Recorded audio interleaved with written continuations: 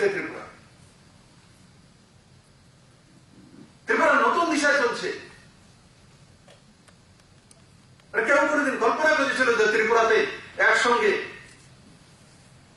ভারত সরকার 2752 কোটি টাকার 9টি রোডের স্যাংশন দিয়ে দেবে, টেন্ডার হয়ে যাবে? হয়েছে ত্রিপুরাতে কোনদিন?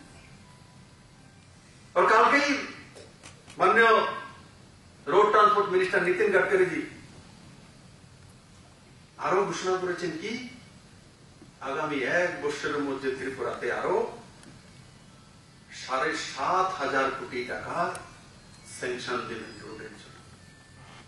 একবার হিসাব করুন, 7,500 কোটি টাকা আর এদিকে 2,2700 কোটি, মানে 3,000 কোটি, 11,500 কোটি টাকা ন্যাশনাল হাইওয়েতে ত্রিপুরা রাজ্যে, যার আয়তন 10,400 বর্গ কিলোমিটার, তার মধ্যে 70% হিল এরিয়া। চোরাইবাড়ি থেকে আগরতলার ডিস্টেন্স 198 কিলোমিটার, 6 ঘন্টা সময়। অল্টারনেটিভ রোড হচ্ছে, স্যাংশন হয়ে গেছে, টেন্ডার হয়ে গেছে।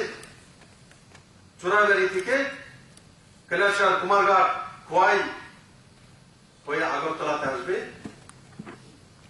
কত কিলোমিটার? 160 কিলোমিটার, 40 কিলোমিটার কম, মাত্র 3 ঘন্টায় পৌঁছবে।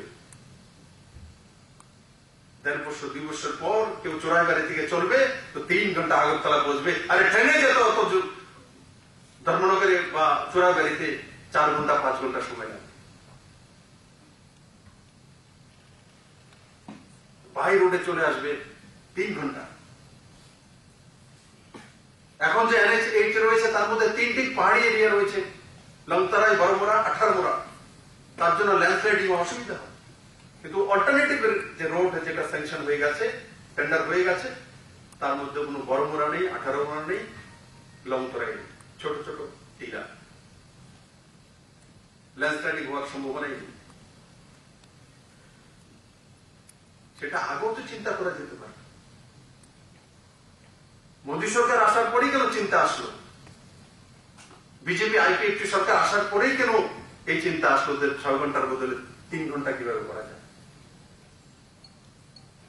এয়ারপোর্ট থেকে 4 লেনিং রোড,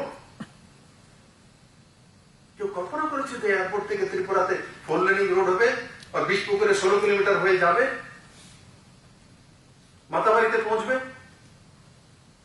রিং রোড, দিল্লিতে রিং রোড আছে জানি, ইনার সার্কেল, আউটার সার্কেল। 2018-তে আমরা কল্পনা করেছি ত্রিপুরাতে রিং রোড, আগরতলাকে রিং রোডে চলবো, রিং রোড করে নিয়েছি। আগরতলাকে রিং রোডের মাঝখানে রেখে দিয়েছি। বাইপাসের যে আমতলী বাইপাস, তার নতুন করে টেন্ডার হয়ে গেছে, কাজ শুরু হয়ে গেছে। একদিকে বাইপাস, আরেকদিকে যে নতুন অল্টারনেটিভ রোড আসছে যেটা খোয়াই হয়ে, সেটা সিধা গিয়ে এয়ারপোর্ট দিয়ে গিয়ে পৌঁছবে। 16 কিলোমিটার হয়ে বিশপুকুরে উঠবে।